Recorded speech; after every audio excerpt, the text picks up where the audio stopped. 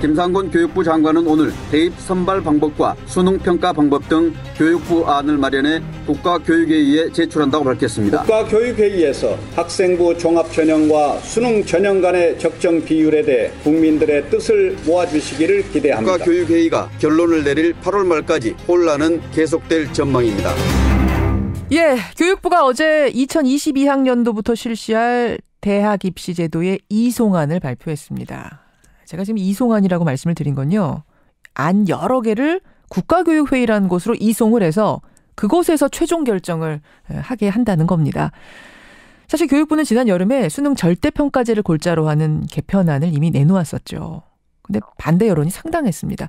그 반대 여론에 부딪혀서 1년 유예가 됐던 건데 이제 어제 나온 시안들을 바탕으로 대통령 직속 국가교육회의가 논의를 해서 오는 8월에 최종안을 결정한다. 확정한다.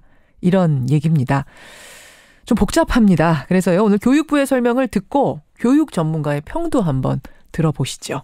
먼저 이번 대입 정책을 총괄 담당하시는 분 교육부 이진석 고등교육정책실장 연결을 해보겠습니다. 이 실장님 안녕하세요. 네, 안녕하십니까. 보니까 1안, 2안, 3안, 4안 뭐 굉장히 여러 가지 안들이 제시가 됐던데 어떻게 이렇게 많은 경우의 수를 제시하게 되신 건가요? 이번에 여러 가지 대안을 제시하는 것은 국가교육회의를 통해서 오픈된 논의를 부탁하고자 저희가 여러 가지 쟁점을 중심으로 해서 안을 제시하게 된 것입니다. 말하자면 국민이 토론해서 결정해라 뭐 이렇게 되는 거네요. 네, 맞습니다. 어제 김상곤 교육부 장관은 이걸 두고 이제 오픈식 열린 안이다 이렇게 설명을 하시던데 대통령 직속 국가교육회의로 이송을 하면은 그럼 어떤 과정을 거쳐서 최종 결정이 되는 건가요? 아마 국가교육회의에서는 한 4개월 정도 폭넓은 수기와 공론화 과정을 거칠 것으로 생각되고 있습니다. 지난번에 원전 신고리 원전 5, 6호기 결정하듯이 그런 방법이 되는 겁니까? 그럼 실장님? 어떤 형태의 공론화 과정을 거칠 것인가 하는 것은 국가교육회의 내부의 논의를 통해서 다음 주 초쯤 국민들한테 알릴 것으로 알고 있습니다. 그럼 그 안에서 어떻게 수기 토론을 할지는 또 결정을 따로 해야 되는 거군요. 네, 국가교육회의에서 다음 주에 발표할 것이라고 알고 있습니다. 자, 그럼 일단 어제 내놓은 시안들, 그 이송안들에 대한 설명 듣겠습니다. 우선 전체를 관통하는 큰 명제, 큰 방향은 단순 공정 맞습니까? 네, 단순 공정 또 교육과정을 정상화하는 학생 중심이 되겠습니다. 단순 공정 학생 중심. 제일 먼저 눈에 띄는 게 수능과 정시의 선발 시기를 통합한다 이런 얘기더라고요. 네, 1997년 수시제도 도입 이후 25년 만에 통합에 관련된 논의도 있었습니다. 예. 선발 시기를 통합한다는 얘기는 수능과 정시 이 틀은 그대로 있대. 선발하는 시기라도 좀 맞춰서 단순화해보자 이렇게 이해하면 되는 건가요? 맞습니다. 네. 예, 이거는 거의 확정적입니까? 이것도 아까 말씀 올린 바와 같이 현재처럼 수시 정시를 분리할 것인가 아니면 길고 복잡한 대입 전형을 단순화하기 위해서 통합할 것인가 하는 것도 국민들의 여론을 수렴해서 결정할 것이라고 판단을 하고 있습니다. 시기를 통합하자라는 안은 내놨지만 이것도 이렇게 할지 말지 아니면 현행대로 할지는 결정해 주십시오. 이런 이야기. 네네. 또 하나는 수능 평가 방식인데 그거 설명을 좀 해 주실 수 있을까요? 이 가장 핵심적인 부분이라서. 수능 그 평가 방식에 대해서는 수능 전과목 절대평가 9등급제를 하는 방안과 현행처럼 일부 절대평가와 상대평가를 유지하는 방법, 그다음에 이제 원점수제가 있겠습니다. 표준점수나 100분위 혹은 등급 등 복잡한 점수 체계에서 벗어나서 산정 방식을 단순하기 위한 차원에서 저희들이 이 논의 과정에서 정책 연구 등에서 제시된 하나의 또 의견이 되겠습니다. 그렇군요. 사실은 그동안에도 가장 쟁점이 됐던 부분은 학종입니다. 학종, 학생부 종합전형. 이걸 과연 어떻게 할 것인가, 얼마나 늘리고 얼마나 줄여야 될 것인가. 교육부에서도 현장에서 이 학종에 대한 불만이 터져나온다는 거는 인지하고 계셨던 거죠? 네. 입시의 공정성 부분을 이야기할 때 좀 가장 큰 불만이 있었던 것이 학생부 종합전형이기도 합니다. 예. 또 일부에서는 금수저 전형이라는 서현도 사용된 경우가 있었다고 알고 있습니다. 그래요. 물론 또 학종의 장점도 있습니다. 다양한 기준으로 학생 개개인의 소질과 적성을 평가한다는 교육적인 좀 가치도 있습니다만 취지는 뭐 너무나 좋죠. 취지는. 예. 하지만은 개선 보완이 필요하다는 지적도 있습니다. 그렇죠. 그래서 그걸 어떻게 조정할 것이냐. 현장에서는 학종 좀 줄여달라. 학종 문제 많습니다. 개선해 주십시오. 계속 얘기를 하는데 대학에서는 학종을 계속 늘리고 있고 이 추세를 어떻게 조정할 것이냐가 교육부의 굉장히 큰 숙제였는데요. 결국은 지금 나온 걸 보면은 교육부에서는 조정안을 내놓지 않은 셈이네요. 예, 아까 열린 안으로 제출을 했다고 말씀을 드렸습니다만 이 적정 비율에 대해서도 국가교육회의에서 공론화 과정을 통해서 그것도 좀 충분히 논의될 수 있다고 생각을 합니다. 그것도 국가교육회의에서 결정을 해라. 네. 교육부 자체적으로도 지금 수개월 동안 연구를 하셨잖아요. 수개월 동안 연구한 그것을 바탕으로 해서 어딘가에다가 무게는 좀 실어주셔야 될 텐데 학종 같은 경우에는 어떤 식으로 판단을 하셨어요? 여러 자료 조사며 뭐 외국의 케이스 연구며 국민 여론이며 다 수렴을 교육부도 하셨을 텐데.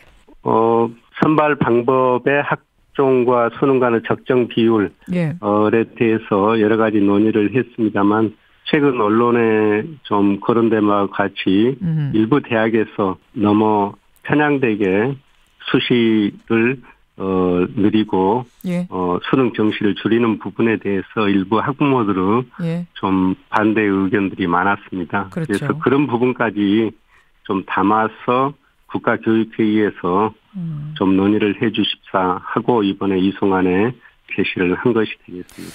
근데요, 실장님, 국민들하고 소통해서 이렇게 국민들과의 수기 과정을 거쳐서 결정하는 건 상당히 좋습니다만 문제는 이게 다른 것이 아니라 전문성이 필요한 교육이라는 분야인데 어떻게 결정해도 항상 말이 많이 나오는 교육이라는 분야인데 국민 수기 과정, 토론 과정을 통해서 국민들이 결정해라라고 떠넘기는 건 아닌지 그럼 그동안 수개월 동안 교육부에서는 무엇을 했느냐 지금 이런 의문들이 나오거든요. 어떻게 생각하세요? 그래서 이 세 가지 핵심적인 쟁점 외에 예를 들어서 과목 구조 등의 문제 등도 많이 작년에 언급이 됐지 않습니까? 그래서 어떤 과목을 수능 과목에 포함시키고 어떤 과목을 절대로 할 거냐 상대로 할 거냐 하는 좀 전문성이 필요한 기술적인 부분들 이런 부분들은 저희 교육부가 주도적으로 할 예정입니다. 저희가 국가교육회의에 전부를 맡기는 게 아니라 핵심 쟁점 이외의 문제들에 대해서는 좀 유기적인 연계 체제를 유지하면서 입시 제도 개선을 행할 예정입니다. 이거 국가교육회의로 넘긴 다음에는 일정이 어떻게 되나요? 언제쯤 확정이 됩니까? 국가교육회의에서 다음 주에 이제 어떤 형태의 공론화 방식을 택할 것인가 하는 것을 아마 국민께 설명이 있을 거고 이 교육부에는 8월 초까지 이 결과를 통보를 받고 받은 통보를 저희가 더 정치하게 만들어서 8월 말에 최종적으로 22년 대학 입시안을 발표하는 시간 계획을 가지고 있습니다. 4달 동안 될까요? 지금 교육부의 그 전문가들이 모여서도 수개월 동안 했는데도 결론을 결국 하나도 못 내시고 이렇게 지금 나열식으로 넘기는 상황이라면 4달 동안 되겠습니까? 물론 시간적으로 여러 가지 논의가 있을 수도 있습니다만 지금까지 저희가 그 논의했던 안에 대해서도 세부적인 어떤 그런 자료들이라든가 이런 부분은 국가교육회의하고 공유를 할 예정입니다. 알겠습니다. 일단 여기까지 말씀을 듣는 것으로 하죠. 고맙습니다. 네, 감사합니다. 네, 교육부에서 이 안을 만든 분이세요. 고등교육정책실의 이진석 실장 먼저 만나봤습니다. 이렇게 해서 그냥 이송안을 넘기는 것이 과연 바람직한 건가? 이게 정말 열린 안인가? 소통을 위한 열린 안인가? 아니면 직무유기인가? 여기를 놓고도 전문가들의 의견이 좀 분분합니다. 교총의 반응, 교육 현장의 반응을 좀 들어보죠. 김재철 대변인 연결을 해보겠습니다. 김재철 선생님, 안녕하세요. 예, 안녕하십니까. 반갑습니다. 중학교 3학년, 지금의 중학교 3학년이 대학 갈 그때부터 시행이 되는 거란 얘기죠? 네, 그렇습니다. 어떻게 보세요, 이 안? 예, 이제 기본적으로 좀 교육부의 어떤 현실적인 어려움은 이해는 합니다. 왜냐하면 지난해부터 이제 계속해서 여러 가지 대학 입시와 관련해가지고 여러 가지 혼란이 많지 않았습니까? 많았습니다. 교육부가 나름대로 안을 마련한다는 것 자체가 사실 쉽지 않은 부분을 이해는 해요. 그런데 이제 문제는 뭐냐면 너무나 많은 민감성이 있기 때문에 그렇다면 더 이상의 이와 같은 혼란이나 혼선을 좀 예방하고 신속하게 논의를 해서 결정을 할 수 있는 분위기를 유도하는 게 사실상 정부가 해야 될 가장 기본적인 자세입니다. 그렇다 보면은 조금 이렇게 아쉬운 부분이 있고요. 지금 그러니까 여러 가지 선택지를 주고 이 중에 골라라 하니까 물론 국민들 중에는 다 그 중에 마음에 드는 게 따로따로 하나씩 있으실 거예요. 그래서 지금까지는 뭐 그 중에 고르면 되겠네 하지만 과연 4달 동안 그럼 이 많은 선택지 중에 어떻게 골라낼 것이냐. 숙제가 굉장히 큰 숙제가 4달 안에 결정을 해야 되게끔 지금 주어졌어요. 될까요? 예, 그래서 보면 사실은 이제 그런 측면에서 보면 국가교육위가 좀 막중한데 과연 이 남아있는 4개월 동안에 국민들이나 학생이 원하는 최선의 방안을 과연 조치를 만들어낼 수 있느냐. 이 사안 하나하나만 가지고 봐도요. 결정이 절대 쉽지 않은 부분이에요. 그런데 저는 그 부분에 대해서는 조금 우려가 되는 부분이 있습니다. 국가교육회의라는 곳은 어떤 사람들로 구성된 어떤 곳입니까? 총 21분이 거기에 참여를 하고 있고요. 주로 이제 정부 부처하고 대학교 협의회, 그다음에 교육감 협의회, 그리고 이제 민간위원들 해가지고 총 21분이 이렇게 들어가 있습니다. 근데 거기에 문제가 뭐라고 보세요? 현장 교사가 한 명도 없습니다. 현직 고등학교 교사, 중학교 교사가 한 명도 없어요? 예, 그렇습니다. 전 교사, 전 교장 이런 분들이고요. 가장 현장을 잘 알고 현장에서 대학 입시 제도나 진로 지도를 많이 하신 현장 교원들이 한 분도 없기 때문에 과연 현장의 이야기를 제대로 반응을 하고 이렇게 그걸 가지고 바람직한 안을 만들어낼 수 있냐라고 하는 부분에 대해서는 의문부호가 있다는 말씀입니다. 왜 근데 이렇게 정부가 명확한 입장을 내놓지 못하고 이렇게까지 나열된 안을 내놓았을까요? 뭔가 좀 주저주저하는 이유가 있다고 보세요? 근본적으로는 뭐냐면 이상과 현실의 괴리라고 보여지는 거죠.